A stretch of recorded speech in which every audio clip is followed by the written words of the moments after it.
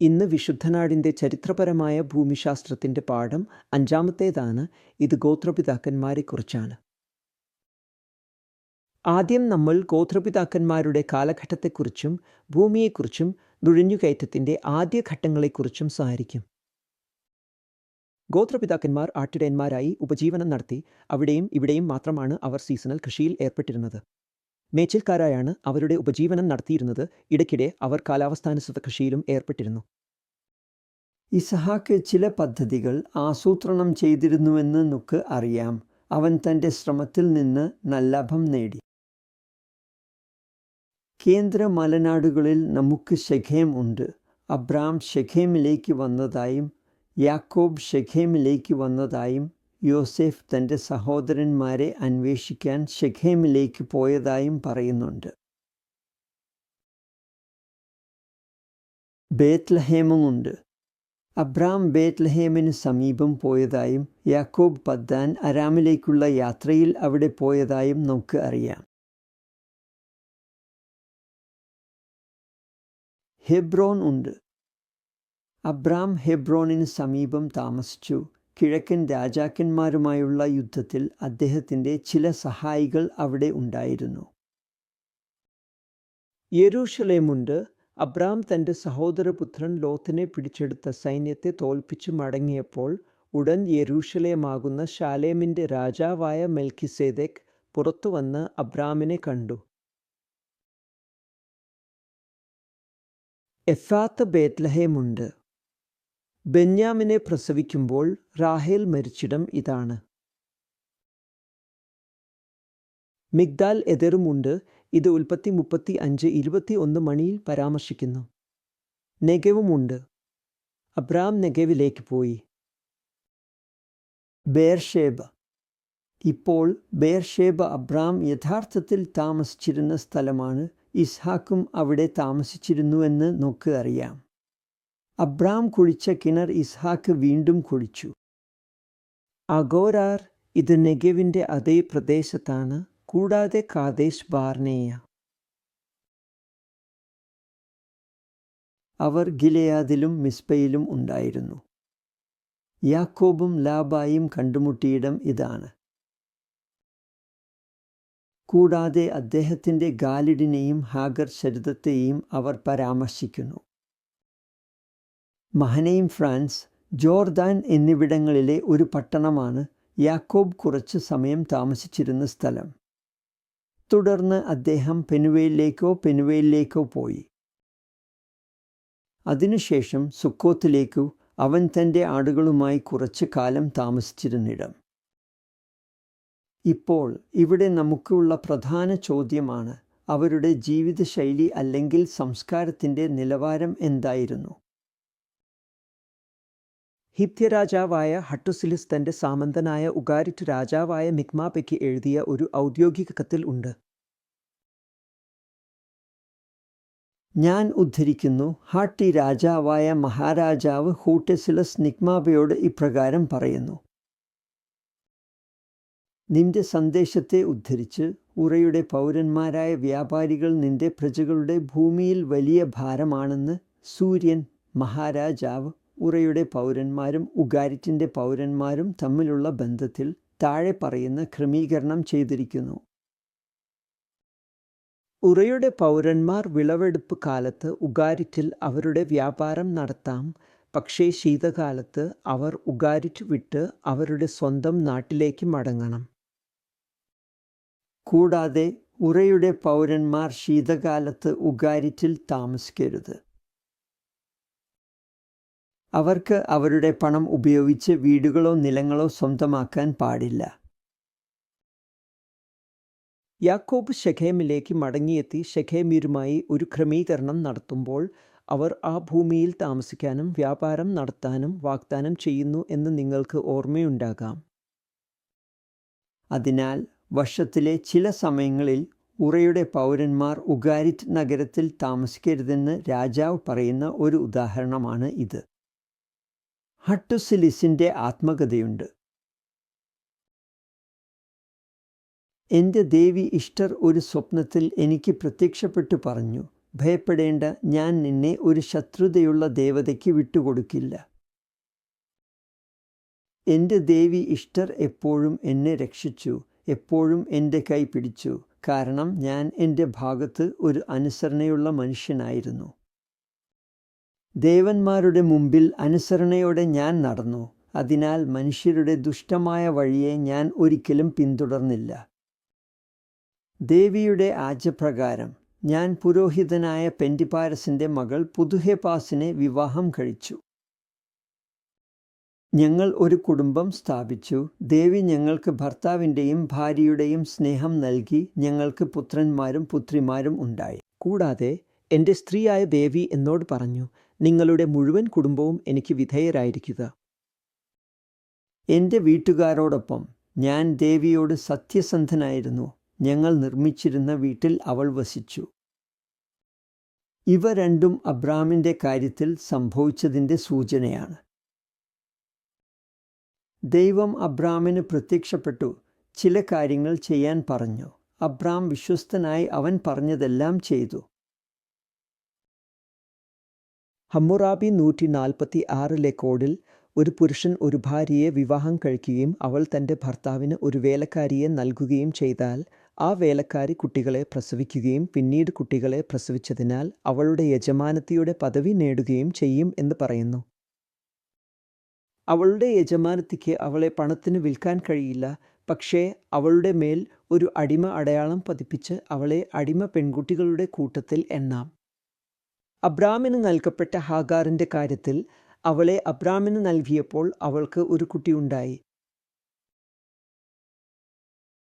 അബ്രാമിന് അവളെ അകറ്റി അയക്കാൻ ബുദ്ധിമുട്ടായിരുന്നു.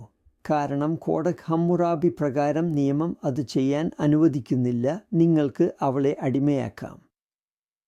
അവൾ ഇതിനകം അടിമയായിരുന്നു, പക്ഷേ നിങ്ങൾക്ക് അവളെ പണത്തിന് വിറ്റുകളയാൻ കഴിയില്ല. പിന്നെ നമുക്ക് ദാനിയേലിൻ്റെയും അവൻ്റെ മകൻ അജാത്തിൻ്റെയും കഥയുണ്ട്. വീരനായ ദാനിയേൽ ഉടൻ തന്നെ എഴുന്നേറ്റ് കളത്തിൽ മഹാന്മാരുടെ ഇടയിൽ തൻ്റെ സ്ഥാനം ഉറപ്പിക്കുന്നു. അവൻ വിധവയുടെ കേസ് വിധിക്കുന്നു.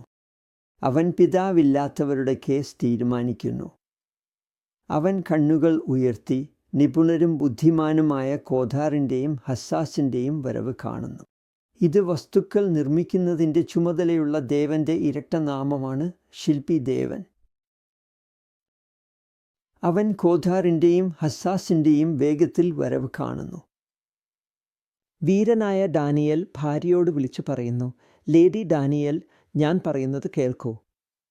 ശില്പി ദേവൻ്റെ വിശപ്പിനായി ആട്ടിൻകൂട്ടത്തിൽ നിന്ന് ഒരു കുഞ്ഞാടിനെ തയ്യാറാക്കൂ.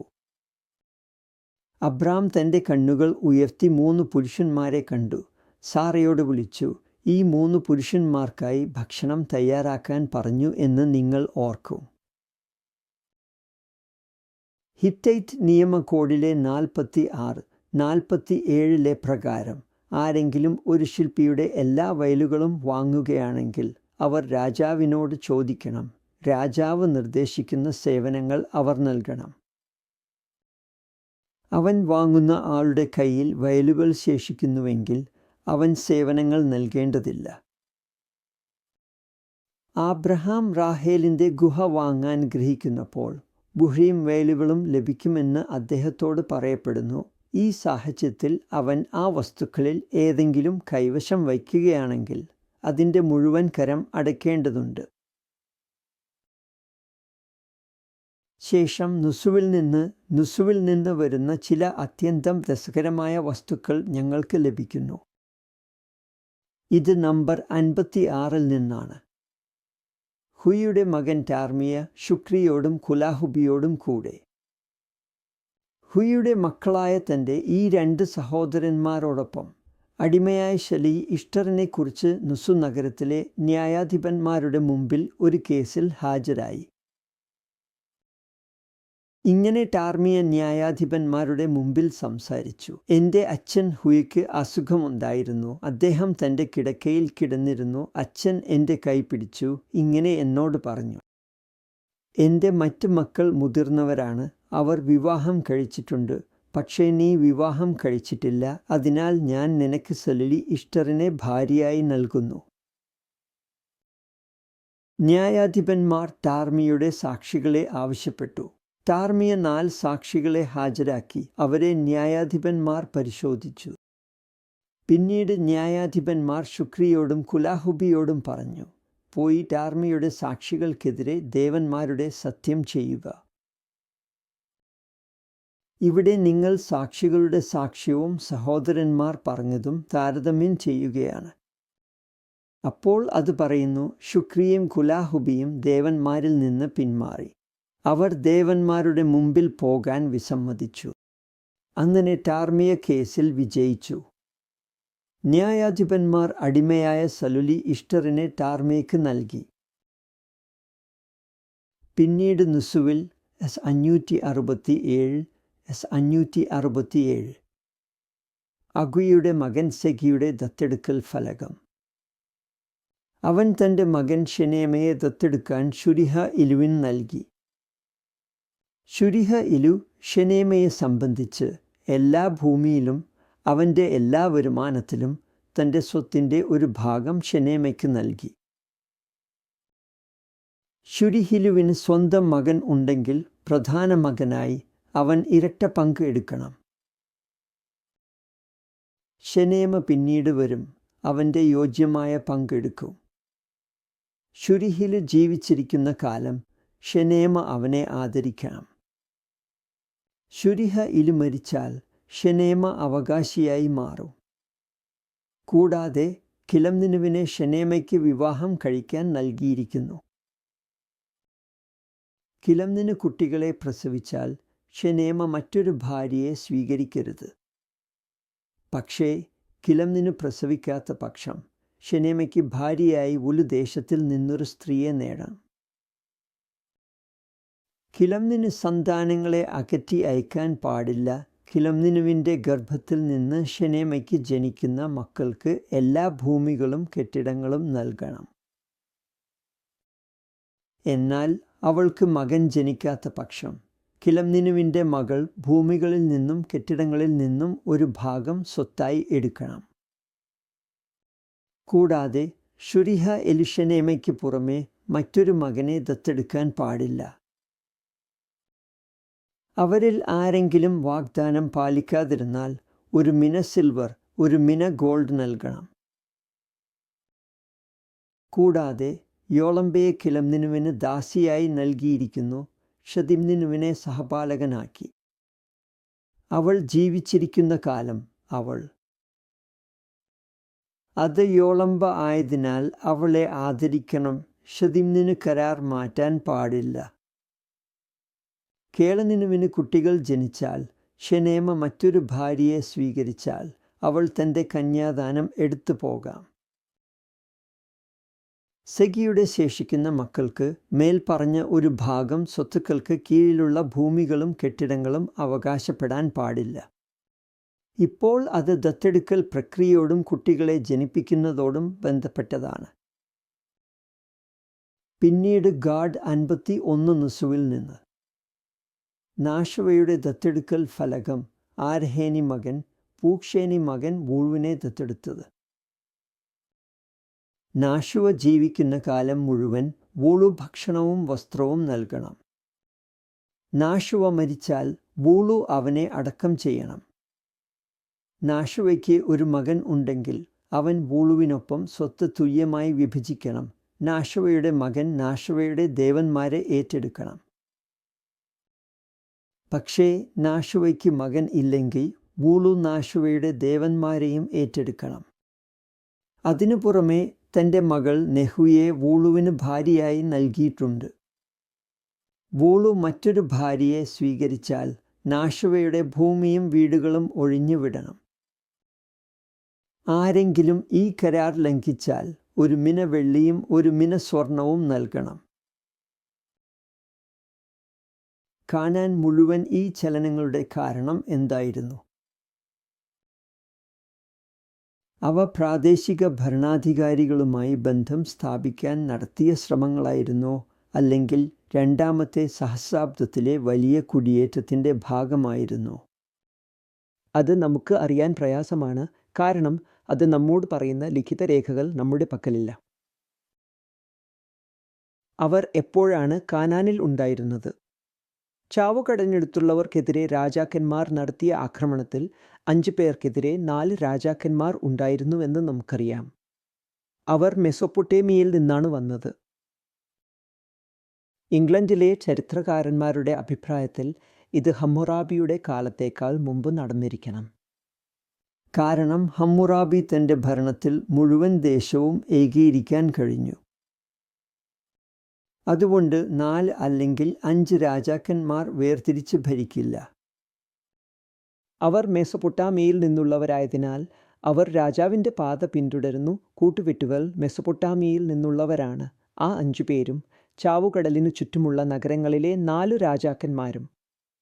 ഈ കഥയിൽ സംഭവിക്കുന്ന ഭൂമിശാസ്ത്രപരമായ പുതുക്കലുകൾ ശ്രദ്ധിക്കുക. എന്ത്? നഗരത്തെ മുമ്പ് എന്താണ് വിളിച്ചിരുന്നത്? ഇപ്പോൾ എന്താണ് വിളിക്കുന്നത്?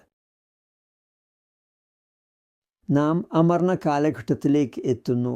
അമർണ കാലഘട്ടം ഷാരോൺ എക്നാഡോനും അദ്ദേഹത്തിൻ്റെ പിതാവിനും എഴുതിയ ടാബ്ലറ്റുകൾക്ക് പേരിട്ടതാണ്. അവയിൽ ചിലത് അദ്ദേഹത്തിൻ്റെ പിതാവിനായിരുന്നുവെങ്കിലും അവയെല്ലാം അദ്ദേഹം പണിത പുതിയ നഗരത്തിലായിരുന്നു. അദ്ദേഹത്തെ പാഷൻ്റെ ഫറവോൻ എന്ന് വിളിക്കുന്നു. കാരണം അദ്ദേഹം സൂര്യൻ്റെ ചക്രത്തെ മാത്രം ആരാധിക്കാൻ പ്രോത്സാഹിപ്പിച്ചു. വെങ്കല സാമ്രാജ്യത്തിൻ്റെ അവസാന കാലഘട്ടത്തിൽ ഈജിപ്തുകാരുടെ നിയന്ത്രണത്തിലായിരുന്നു പലസ്തീൻ, സിറിയ. ഇത് 15-ാം നൂറ്റാണ്ടിൽ നിന്ന് 14-ാം നൂറ്റാണ്ടിലേക്കുള്ള കാലഘട്ടമാണ്. 1436 മുതൽ 1410 വരെയുള്ള ആമൻഹോട് നമുക്കുണ്ട്. 1436 മുതൽ 1410 വരെ. അദ്ദേഹത്തിൻ്റെ ആദ്യ കാമ്പയിൻ പാലസ്തീനിലെ ഷെമിൻ, ആദം, കർൺ ഹട്ടിൻ എന്നിവിടങ്ങളിലേക്കായിരുന്നു. കർൺ ഹട്ടിൻ ഇപ്പോൾ ഹട്ടിൻ്റെ കൊമ്പുകൾ എന്ന് വിളിക്കപ്പെടുന്നു. ഇത് ചെറിയ ഒരു ബസാൾട്ട് പർവ്വതമാണ്. ആ പ്രദേശത്തെ അഗ്നിപർവ്വത പ്രവർത്തനത്തിൻ്റെ ഫലമാണ് ഇത്. ഒരു ഭൂപ്രദേശ ലിസ്റ്റ് അദ്ദേഹത്തിൻ്റെ ഹാത്സോർ വഴി മടങ്ങിയ യാത്രയെക്കുറിച്ച് സൂചിപ്പിക്കാം. കിന്നറത്തിൽ നിന്ന് കണ്ടെത്തിയ ഒരു ശിലാഫലകം മദാനിയിലെ രാജാവിൻ്റെ വിജയത്തെക്കുറിച്ച് പറയുന്നു. അമെൻഹോദെബ് ആ രാജാവിനെതിരെ കാമ്പയിൻ നടത്തിയെങ്കിലും വിജയിച്ചില്ല. ഷാരോൺ സമതലത്തിൽ നിന്ന് നഹാരിൻ്റെ ഒരു ദൂതനെ പിടികൂടിയതിലൂടെ മത്താനി രാജാവ് ഈജിപ്ഷ്യൻ പ്രവിശ്യയിൽ പ്രശ്നങ്ങൾ സൃഷ്ടിക്കാൻ ശ്രമം തുടരുകയാണെന്ന് തെളിയിക്കുന്നു. കൂടാതെ അദ്ദേഹത്തിൻ്റെ ശ്രമങ്ങൾ ഫലപ്രദമായി. അമെൻഹോദെബിൻ്റെ പ്രദേശത്ത് താമസിക്കുന്നവരെ ഉണർത്തുന്നതിൽ അദ്ദേഹം വിജയിച്ചു. രണ്ടാമത്തെ കാമ്പയിൻ ഉണ്ടായിരുന്നു. അത് ഷാരോൺ, ഇസ്രയേൽ സമതലങ്ങൾക്കെതിരെ മാത്രമായിരുന്നു. ഈദിക് അദ്ദേഹത്തെ കീഴടങ്ങളോടെ സ്വീകരിച്ചു. യാഹേം എതിർപ്പൊന്നും കാണിച്ചില്ല. പിന്നെ ഷാരോൺ, റബ്സൺ, അത് എങ്ങനെ ഉച്ചരിക്കണമെന്ന് ഉറപ്പില്ല, ഹെറ്റൻ, ഇവയ്ക്ക് ഈജിപ്ഷ്യൻ ഭാഷയിൽ അക്ഷരങ്ങൾ മാത്രമേയുള്ളൂ. സുക്കോത്തിൽ അദ്ദേഹത്തെ സമാധാനത്തോടെ സ്വീകരിച്ചു. അഡോറിയോൺ, മിഗ്ദാൽ എന്നിവിടങ്ങളിൽ അദ്ദേഹം തടവുകാരെയും ബന്ദികളെയും പിടിക്കേണ്ടി വന്നു. അനഹാരത്തിൽ പ്രശ്നമുണ്ടായിരുന്നു. അദ്ദേഹം കലാപം അടിച്ചമർത്തി മെഗിദ്ദോയുടെ സമീപത്തേക്ക് മടങ്ങി. ഗെബഷെമിൻ്റെ രാജാവിനെ തടവുകാരനായി ഷാരോനിലേക്ക് കൊണ്ടുവന്നു. പകരം മറ്റൊരാളെ നിയമിച്ചു. തടവുകാരുടെ പട്ടിക ജനസംഖ്യയിലെ സാമൂഹിക വർഗങ്ങളുടെ ഒരു ക്രോസ് സെക്ഷനാണ്. ആദ്യ ഗ്രൂപ്പിൽ 550 മരിയാനോ ഉൾപ്പെട്ടിരുന്നു. ഇത് രഥ ഉടമകളുടെയും ഡ്രൈവർമാരുടെയും പേരായിരുന്നു. ഒരു രഥം സൂക്ഷിക്കുന്നത് വളരെ ചെലവേറിയതായിരുന്നു. അവർ ജനങ്ങളിൽ ഒരു മഹാനായിരുന്നുവെന്ന് പറയാം. 270 രാജകീയ ഉപപത്നിമാർ, 240 മരിയാന് ഭാര്യമാർ, 640 കനാന്യർ, 232 രാജകുമാരന്മാർ, 323 രാജകുമാരിമാർ. ഇവരെയെല്ലാം ഒരു സുരക്ഷാ നടപടിയായി എടുത്തു.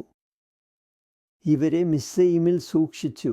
പിന്നെ കനാനിലെ ഭരണാധികാരി ചെയ്യാൻ പാടില്ലാത്ത എന്തെങ്കിലും ചെയ്താൽ ബന്ദികളായവരെ ശിക്ഷിക്കുമായിരുന്നു. അവസാന സംഗ്രഹത്തിൽ 127 റെറ്റിന്യൂ ഭരണാധികാരികൾ, 179 ഭരണാധികാരികളുടെ സഹോദരങ്ങൾ, 3600 കബിരു, 15200 ജീവിച്ചിരിക്കുന്ന ശാശു, ഇവരെ സാധാരണയായി മണലിൽ ജീവിക്കുന്നവരായി ഒരു ബെഡ്വിൻ തരം ആളായി വിവരണം ചെയ്യുന്നു. 36300 ഹുരു, 15070 ജീവിച്ചിരിക്കുന്ന നെഗസ്, 30652 കുടുംബങ്ങൾ. ഈ മറ്റ് തടവുകാരിൽ നിങ്ങൾ കാണുന്നുവോ, വലിയ എണ്ണം തടവുകാരെ പിടികൂടിയിരുന്നു. അവരിൽ എല്ലാവരും മിസ്രയീമുകാരുടെ അടിമകളായി മാറും. അവൻ്റെ ഭരണകാലത്ത് വടക്കൻ സിറിയ മിതാനിയിലേക്ക് വീണുപോയതായി തോന്നുന്നു. ഇത് അമെൻഹോദെപ്പ് എൻ്റെ ഭരണകാലമായിരിക്കും. കിന്നരത്തിലെ സ്തംഭം ഇതിനെ പ്രതിഫലിപ്പിക്കുന്നുണ്ടാകാം. ഈ സംഭവത്തെക്കുറിച്ച് താനക് ഫലകങ്ങളിൽ വിവരങ്ങളുമുണ്ട്. ഹിറ്റൈറ്റുകൾ മിതാനിയന്മേൽ അത്രയും സമ്മർദ്ദം ചെലുത്തിയിരുന്നു. അതിനാൽ അവർ മിസ്രയീമിനോട് സമാധാന ശ്രമങ്ങൾ ആരംഭിച്ചു. ഇപ്പോൾ ഇത് മെസൊപ്പൊട്ടാമിയയിലാണ്, മിതാനി രാജ്യം ഭരിച്ചിരുന്നിടത്ത്. പക്ഷേ ഹിറ്റൈറ്റുകൾ അവരിൽ അത്രയും സമ്മർദ്ദം ചെലുത്തിയിരുന്നു. അതിനാൽ അവർ മിസ്രയീമിനോട് സൗഹൃദം സ്ഥാപിക്കാൻ തീരുമാനിച്ചു. പിന്നീട് നമുക്ക് തുത്മോസ് ഉണ്ട്.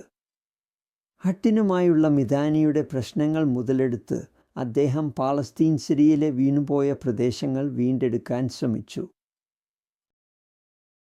ഈ യുദ്ധത്തിൻ്റെ ഏക ഉറവിടം കർണാക്കിലെ യാഗങ്ങളുടെ പട്ടികയാണ്. അത് മിസ്രയീമിലെ ഒരു ക്ഷേത്രമാണ്. അദ്ദേഹത്തിൻ്റെ ഭരണകാലത്തേക്കുള്ള മറ്റൊരു ശിലാലിഖിതത്തിൽ ഹുറു എന്ന് വിളിക്കപ്പെടുന്ന പിടിക്കപ്പെട്ട നിവാസികളെക്കുറിച്ച് പരാമർശിക്കുന്നു, അതായത് ഹുറിയന്മാർ. പക്ഷേ ഗേസർ അല്ലെങ്കിൽ ഗാസയിൽ നിന്നുള്ള പാലസ്തീനികളെ സൂചിപ്പിക്കുന്നതായിരിക്കാം. ഒരു എൽ അമർണ ലിഖിതത്തിൽ അദ്ദേഹം സിഡോണിൽ ഉണ്ടായിരുന്നു എന്ന് പരാമർശിക്കുന്നു. സിഡോൺ ഫീനീഷ്യൻ പ്രദേശത്തിൻ്റെ വടക്കുഭാഗത്ത് മധ്യധരണ്യ സമുദ്രത്തിൻ്റെ തീരത്താണ്. അദ്ദേഹത്തിൻ്റെ ഭരണകാലത്ത് മിതാനിയുമായി ഒരു സമാധാന കരാർ ഒപ്പുവച്ചു. ബന്ധങ്ങൾ സൂക്ഷിച്ചു, സുപ്പിലുലി ഉമാസ് മിതാനിയെ കീഴടക്കുന്നതുവരെ. തെളിവായി കനാനിൽ ഇനി യാതൊരു ദൗത്യങ്ങളും ആവശ്യമില്ലായിരുന്നു. കാരണം മിതാനി ഇനി യാതൊരു പ്രശ്നവും സൃഷ്ടിച്ചില്ല. അതിനാൽ മിസ്രയീമുകാർ ആ പ്രദേശം നിയന്ത്രിച്ചു. മറ്റൊരു രസകരമായ സംഭവമാണ് സ്ഫിങ്സിൻ്റെ ഖനനം നടന്നത്. ഇത് സിംഹത്തിൻ്റെ രൂപത്തിലുള്ള സ്മാരകമാണ്. ഇത് 1926, 1927 വർഷങ്ങളിൽ വീണ്ടും നടന്നു. പലതവണയും ഈ സ്ഫിങ്സിൽ നിന്നുള്ള മണൽ നീക്കം ചെയ്യേണ്ടി വന്നു, കാരണം മണൽ തുടർച്ചയായി വീശി സ്ഫിങ്സിനെ മൂടി.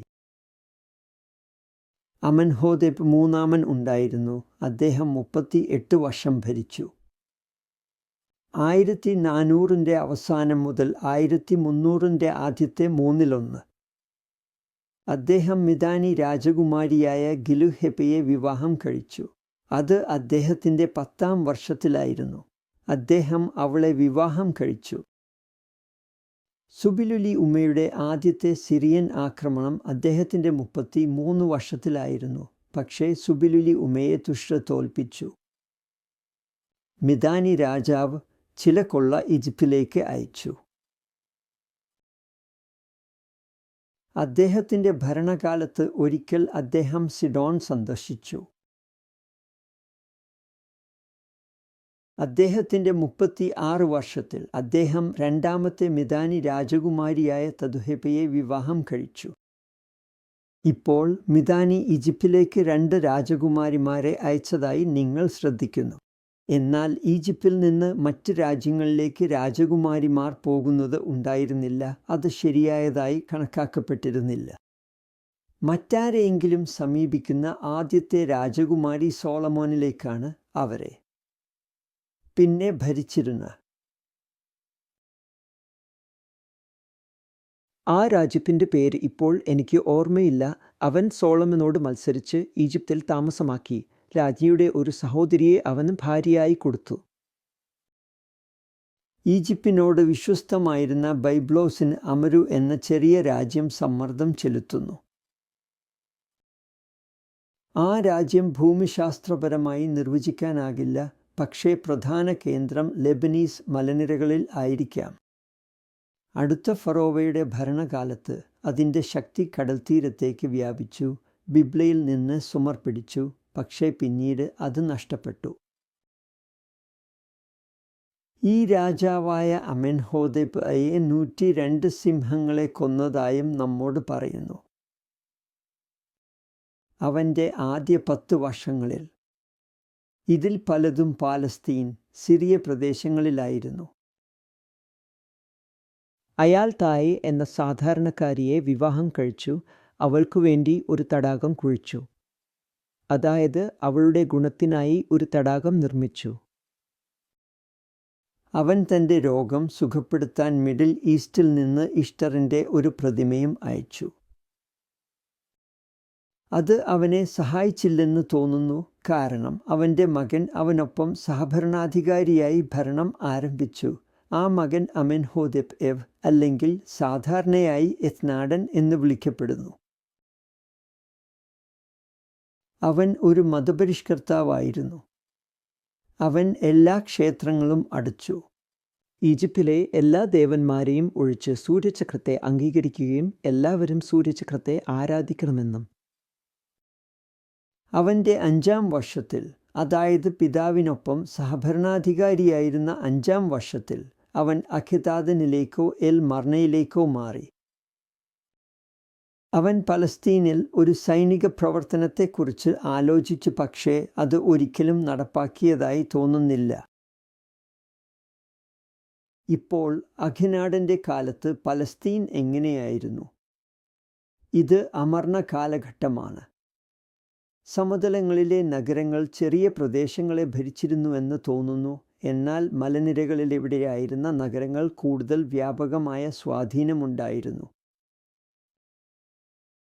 വടക്കുഭാഗത്ത് ഹത്സോർ മാത്രമാണ് രാജാവ് തൻ്റെ പേരിനെ ഷെർദാദ എന്ന് വിളിക്കുന്ന സ്ഥലം. അത് രാജാവിനുള്ള ഹീബ്രു പദമാണ്. അവൻ വടക്കൻ ജോർദാൻ താഴ്വരയുടെ ഇരുവശങ്ങളും നിയന്ത്രിച്ചിരുന്നുവെന്ന് തോന്നുന്നു. ഫൊയ്നേക്കിയുടെ തീരത്തുള്ള നഗരങ്ങളിലൊന്നായ സോറുമായി അവൻ ഏറ്റുമുട്ടി. ബാഷാൻ പ്രദേശത്തിൻ്റെ തലസ്ഥാനമായ ഇഷ്ടാർ 3 നഗരങ്ങളെക്കുറിച്ച് ഹത്സോറുമായി തർക്കത്തിലായിരുന്നു. 256, 256 എന്നിവയിലെ അയ്യബ് ഇഷ്ടാറിലെ രാജാവാണെങ്കിൽ, തെളിവായി പെഹേൽ, ഗാലിദ് അല്ലെങ്കിൽ നാഷ്വ അവൻ്റെ സ്വാധീന മേഖലയിൽ ആയിരുന്നു. പിന്നെ നമുക്ക് ഇസ്രായേൽ താഴ്വരയായ അമിക്ക ഇസ്രായേൽ ഉണ്ട്.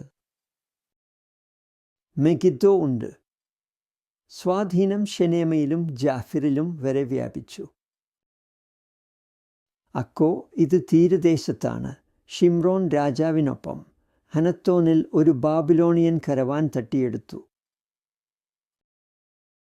ഇഷ്ടാർ രാജാവിനൊപ്പം അവൻ 50 രഥങ്ങൾ യെരൂശലേമിനും ശുരിതുതയ്ക്കും സഹായമായി അയച്ചു. ഷെഫേലായിൽ ഗേസർ അയലോനും സോരയിലും ഭരിച്ചിരുന്നു. ഷാരുദത് യെരൂശലേം രാജാവിൽ നിന്ന് പുനരാരംഭം എടുത്തു. ഷാരുദതകത്തിൽ ഭരിച്ചിരുന്നു. യെരൂശലേം രാജാവ് ബിബ്ല അവനിൽ നിന്ന് എടുത്തു, പക്ഷേ അവൻ അത് തിരിച്ചെടുത്തു.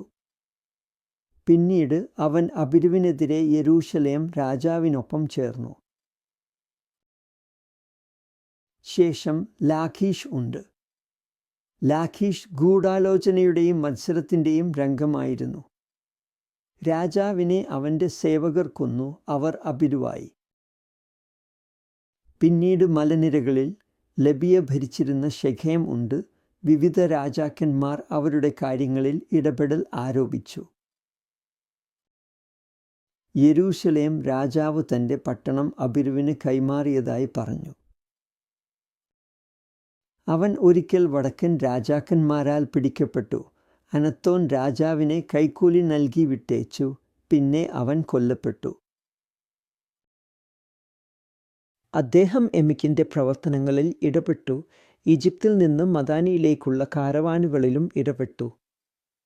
ഇസ്രായേൽ പ്രദേശത്ത് ഈ സമയത്ത് വളരെ പ്രശ്നങ്ങൾ നടന്നിരുന്നു എന്ന് നിങ്ങൾക്ക് കാണാം. യെരൂശലേമിൽ ഞങ്ങൾക്ക് അതിഹെപ്പുണ്ട്. അവൻ ഷാരോൻ്റെ സുഹൃത്തും പ്രത്യേകമായി നിയമിച്ച ഉദ്യോഗസ്ഥനുമാണെന്ന് അവകാശപ്പെടുന്നു. ഷാരുദാദയുമായി പ്രശ്നങ്ങൾ ഉണ്ടെന്ന് അവൻ പരാതിപ്പെടുന്നു. ഗേസറിലെ മിൽച്ചിലുവും ഷെഖേമിലെ ലബായും ഉണ്ട്.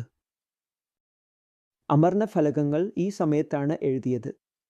ചില രാജാക്കന്മാർ ഫറവോനോട് ദയവായി 10 യോദ്ധാക്കളെ എനിക്ക് അയച്ചു തരണമെന്ന് ആവശ്യപ്പെട്ടതിനാൽ ഈ പ്രദേശം നിയന്ത്രിക്കുന്നത് എത്ര എളുപ്പമായിരുന്നുവെന്ന് ഇത് കാണിക്കുന്നു. എൻ്റെ മുഴുവൻ പ്രദേശവും നിയന്ത്രിക്കാൻ അത് മതിയാകും. അതിനാൽ സൈനികമായി അത് അത്ര ശക്തമായിരുന്നില്ല. അമർന്ന കത്തുകളിൽ പരാമർശിച്ചിരിക്കുന്ന നഗരങ്ങൾ സിറോഫിനീഷ്യൻ തീരം, ഉഗാരിദ്, അർവാദ്, അർക്കദ്, അർദദ്, അലാസ്, ഷുമർ, ബത്രൂൺ, ബൈബ്ലോസ്, ബെയ്റൂത്ത്, സീദോൻ, ടൈർ, ഉസു, അക്കോ, അക്ഷോ. ലെബനീസ് ബേക്ക, അതായത് ലെബനീസ് താഴ്വര, കാത്ന, കദേശ്, ലിബോ, റുബിഹൈ, അംഗി ദേശത്തിലെ വിവിധ പട്ടണങ്ങൾ.